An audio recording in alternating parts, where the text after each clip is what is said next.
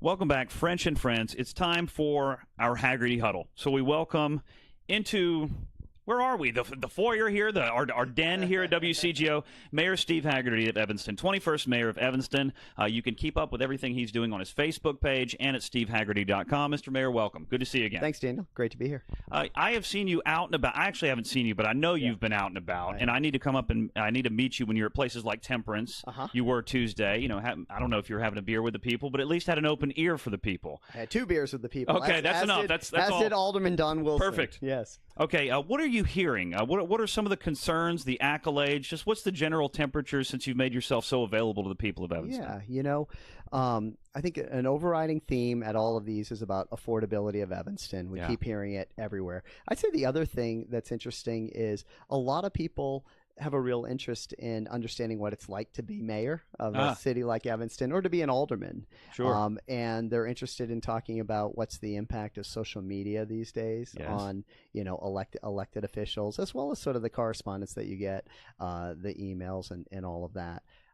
So it's partly about the issues and it's partly about the job itself. I think that there is this heightened interest in government these days, particularly with what's going on at the very top. We're all glued every single day. It's like a reality show out there, which it shouldn't be.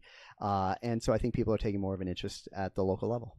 Excellent. Mayor Steve Hagerty is here, and I'd be remiss if I didn't say that this segment is brought to you by Chicagoly Magazine, named the city's top magazine after its first year. Don't just read more, read better. I don't know if you've checked out Chicagoly. It's a wonderful publication. If you like long form, you kind of just alluded to social media, maybe drive-by media, that kind of thing, you know, people making comments and aspersions. I like the long form, okay? I like the discussion and understanding issues. Okay, what are people saying when you're out and about? What are we a leader in Evanston? You know, we've got the lake. We've talked about all these things ad nauseum, but what are we a leader in the city of Evanston? I mean, absolutely, we're a leader in climate action planning. You know, we are asked all the time about what we're doing here in Evanston. You know, Mayor Tisdale, my predecessor, went all the way over to China to speak about what we're doing here. I get requests all the time. I had it just recently within a month to go again over to somewhere in Asia to speak about what we're doing here. So, you know, and I think we mentioned the last one, we did just sign up for the electric aggregation contract, so using renewable energy 100% here in Evanston. So that's a big thing to help us reduce our carbon emissions. And the other thing is we are going to start on the final 3rd version. We haven't formally started this. I'll bring it up in the next month or two of a climate action plan for Evanston. So, you know, we'll get community members together and talk about how we reduce further our carbon emissions here. So regardless of what the president has said about dropping out of the Climate Paris Accord and everything, we're all in, and mayors all across this country are all in. Well, that's good news. Okay, now there is something truly pressing for the city of Evanston that we should discuss, and that's a looming budget shortfall. How bad is it, if I may be so frank, and what's the plan? What are some of the ideas behind closing that gap? Yeah, so we do have a budget deficit, which is the first time in a long time, right, that we've had it. It's on the general fund budget, and it's $4.2 million is the city manager's office best estimate of that. So we're talking about a deficit that's 3-4% of the general fund budget. Okay, so it's nothing to sort of sneeze at. We have to make adjustments. The reason for that, because that's the first question people ask, is the revenue projection overestimated building permit revenues. Okay, and they had a line item in there to receive $9.2 million in building permit revenues, and we are not going to meet that. Okay, so that's one of the reasons, which I think goes back to whenever we're setting these budgets, we have to be realistic and I would argue conservative on those budget estimates. Okay, because when you don't meet them, then all of a sudden, you know, you need to make reductions in cuts, or if you estimate too high, then potentially you're telling people, hey, we need to tax you more. You know, because we're trying to spend money that we don't really have. The other two things are income tax is what we get from the city or from the state and the local government distributive fund is actually down slightly. The other thing is the state did just pass a budget. That's a good thing, I would argue. Finally. But there were reductions in state aid that go to localities, and that's going to affect Evanston too. In the second half of this year, that'll affect us with $390,000 hit in the local government distributive fund that I mentioned, as well as another $110,000 to $120,000 hit that we're going to get on sales tax that's remitted back to us. And this is a fee that the state has put on all governmental agencies, local governments, some other quasi-governmental agencies, where you're all now paying this surcharge of 2% to the state to manage, so to speak, your sales tax revenue, when before you never had to pay anything. They just remitted it back to you at a local level. So all of that is contributing to this $4.2 million deficit. Okay. Now, one of the great joys that I get to laugh at over my years in talk radio, and it happens to every host, somebody will call and say, you should run for office. What you just laid out is exactly why I would never run for office, is having to keep track of all of those things, just the minutia. It's terribly, it's brain-bending for me. Okay. Obviously, one of the things that the city could do is raise revenue. And when I read the news reports, I see a tremendous reticence to do so. Some of it very curious, considering how far behind we are in terms of penalties for things like parking. I think, what is a ticket now? A parking ticket in Evanston? $10 an hour. Oh, excuse me. $10. $10. Yep. You don't feed the meter. You feed the meter, and it expires. You get a ticket for $10. It's been in place for 41 years. So this may be one of the biggest bargains that you get here in Evanston. Although nobody thinks that when they actually get a ticket, they're ticked off when they get a ticket. But your ticket here in Evanston is only $10. It's a lot more in other cities. Okay. So let's just say young Mike behind the camera and I, we want to go to downtown Evanston. We want to hit World of Beer, maybe another couple of restaurants. We could just not pay the meter, stay for 4 hours, and have made a couple of dollars by paying the $10 fine. No, okay. You're letting people in on a secret that others. No. You're not letting them on. I mean, you're absolutely right that you could make a calculated decision not to feed the meter. Periodically, you will get a parking ticket. You won't get it every time, but periodically you get a parking ticket, and that may financially be a better deal for you. So that's one argument that you just laid out for why you'd want to increase the parking fine. You'd want to say, hey, look, let's make it $20. But right now there isn't an appetite to increase taxes, and we both know why that is. Our state income taxes have just increased here. Property taxes in Evanston have just gone up over property taxes that were already quite high here. So there's no appetite, and that right now is extending to parking fines and other fines that we have here in the city. Now, that may change when the council reconvenes and talks about the 2018 budget, but for right now, solving this budget crisis for 2017, last Monday night, the council said, hey, that's off the table. Okay, I do understand. Just for anybody thinking out there, I, for one, and this is me speaking, that's not a tax. I have managed for the last 10 years of my life to not get a parking ticket, not get a speeding ticket, because I don't like paying fines. So anyway, we'll leave that for 2018. So with all of that in mind, I guess there are a couple other things we should talk about, considering that time is limited here, with Steve Haggerty, 21st Mayor of Evanston.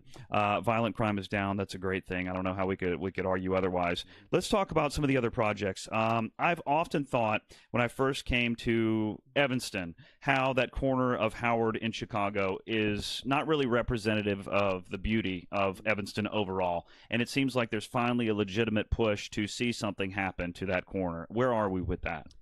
So Monday night, a developer came forward and said, I have a proposal for that corner. I agree with you 100%, Daniel, that that's not a great entryway into the city right now. The council, and I feel that with this project, it's going to be a much, much nicer and more appropriate entryway into Evanston. The question was, in order to make that development possible, the developer said, I need some support for the city. And the initial proposal that they put forward that went to the Administration and Public Works Committee was a request for $3 million of assistance. That's quite a bit of money.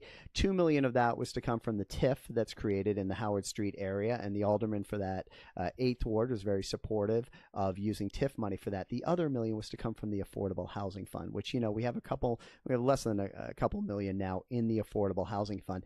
It would have drained all the money from the Affordable Housing Fund to go into that development, and the developer would have provided more affordable housing than what he's just required to under the Inclusionary Housing Ordinance. Ultimately, council members passed the TIF proposal, allowing for $2 million of TIF money to go towards that project as a loan to the developer. and they pulled off the table the $1 million of affordable housing. And they pulled it off because, as you know from prior conversations and just following things in Evanston, people are really concerned about affordability in Evanston, and we want to have a more structured, thoughtful, strategic approach to how we want to use, the money that's going to accumulate in that plan and how it can best help people throughout all of Evanston. Mayor Steve Haggerty joins us. We should talk about something else before we close here, and that was the somewhat contentious debate over minimum wage. That is obviously passed. From what I see, you drew a little heat just by having a meeting over this to discuss before Skokie and Wilmette. I guess Wilmette certainly opted out. Evanston decided to get on board with it, bump up minimum wage. What happened with that? What does it mean? Where are we now? Yeah, so I did. You're absolutely right. I mean, people were nervous and concerned that I called that meeting. The quick background on that meeting is, we know that the sentiment of people in Evanston, including myself, and I said this during the campaign, is that people's minimum wage ought to increase. It's been at a low level for much too long, and Chicago has sort of led the way with an increase. There's $11 an hour right now. So the county passed an ordinance. We made a decision. Look, we don't even have to have a conversation about this as a community. We were always assured, hey, Skokie's going to be in, Wilmette's going to be in. Sort of at the 11th hour, Wilmette pulls out. And that was on a Monday evening, actually early Tuesday a.m. They pull out. Tuesday, some of our aldermen start to get calls from businesses saying, hey, how come we haven't talked about this as a community? Legitimate question on any kind of public policy issue. On Wednesday, we learned that Oak Park is reconsidering, whether they're going to stay in or not, and they set up a meeting for Friday at 5 o'clock. Skokie says they're going to look at whether they're in or out, and that's going to be on July 6th. So I had the city manager sort of take the temperature of 5 council members at the economic development meeting, which was that Wednesday night. They said, yeah, we ought to talk about this. I called a meeting. The challenge was because of the deadline. July 1st was when this was going to go into effect, which was on Saturday. I called the meeting. We subsequently learned that, to do this meeting, we actually have to use emergency declaration provisions to call this, which basically means you've got 24 hours notice. I thought it was really important to practice democracy and to practice good government. And, I had 2 things that I said during the campaign. Yes, the minimum wage should increase, but people should be informed. People should be heard. People should know that it's a good process and transparent process, and they should expect government to make a decision. And in this case, we hadn't done any of that stuff, and the equation changed, I thought, when Wilmette went out, that we had to have that and owed that to ourselves. So that basically stirred the pot, so to speak, and we had a meeting, and that was on Friday morning, and we had hundreds of people turn out. The Congress member, who's a very, very big supporter of an increase in the minimum wage and economic justice, as well as our county commissioner, showed up, and I thought it was a positive meeting in terms of us as a community reaffirming our support for an increase in the minimum wage. That was unanimous among our council members. And so Evanston has opted in. We offer a minimum wage of $10 an hour. Yeah. That will increase to 11 in 2018, 12, and then 13 in 2020. So, that was sort of my thinking behind the whole thing. But, you take some heat, and, I sort of knew that coming into this job. Well, at the time, I don't know that we could have been aware what the increase in the state income tax would have meant for all of us, but certainly for low-income earners. And I think I just recently saw the $10 in Evanston is ultimately going to be over $1 per hour when adjusted for the increase in the state income tax. So, I would just say I'm not one who ever appeals to matters of the heart, really, when it comes to this. But for somebody who's barely making it, another $40 a week is a tremendous amount of money. So I think the right thing was done. At any rate, what's on the corner? We will speak again next month. What is on your radar that will be more pressing then than it is now? Let's see. I mean, I think we'll be able to talk about the civilian complaint, the civilian police complaint committee that we're setting up. I think come September we'll know who that committee is, and we can talk just briefly about their mission and what they're looking at in terms of our complaint process. If someone has a negative interaction with the police department here in Evanston, I think we're going to talk more about the budget. That's certainly going to come up. You know, we'll probably have something on climate change as well as we gear up to start the next climate action plan for the community. Last thing I'll leave you with. We had a really interesting thing happen this week with an Evanstonian, a young man named Jasper Davidoff. And Jasper Davidoff, I've known since he was a little kid riding around the neighborhood. He's a rising senior at ETHS, and he is also a big Boy Scout. And he was at the Jamboree on Monday night this week, and he was very turned off by the speech that the president gave, as were many people, and just very disappointed that he, you know, took an opportunity to inspire young leaders in this country, and turned it into this divisive political, you know, speech. Jasper wrote a letter to the leadership of the Boy Scouts of America. His parents shared that letter with me. It was incredibly well written. It was direct. It was respectful. It's almost everything you'd expect. I'd have to read that from a Boy Scout, adult leader. And the reason I mention this is I took that and put that on my Mayor Steve Haggerty Facebook page. That letter has taken off. It has had over 50,000 views. It has had close to 1,000 likes. I was called immediately after by a reporter at the Chicago Tribune who said, "Hey, can you give me the contact information of this young man?" It's truly, truly inspiring. It's just nice to know that we have young people in this community who are as engaged in the world as our adults are. I look forward to reading it. SteveHaggerty.com. And how do we find you on Facebook? If you just search Mayor Steve Haggerty, and I'd love to have more people like us and follow what's going on here in Evanston. Excellent. We'll do it again next month. Indeed. Scouts Honor? You got it. Okay, French and Friends. 1 month till Chicagoly's fall issue with stories on saving Chicago journalism, the Chicago love triangle that was Hollywood gold, the open door policy of Old Town, and much more. Thank you, Mayor Steve Haggerty. More French and Friends coming up.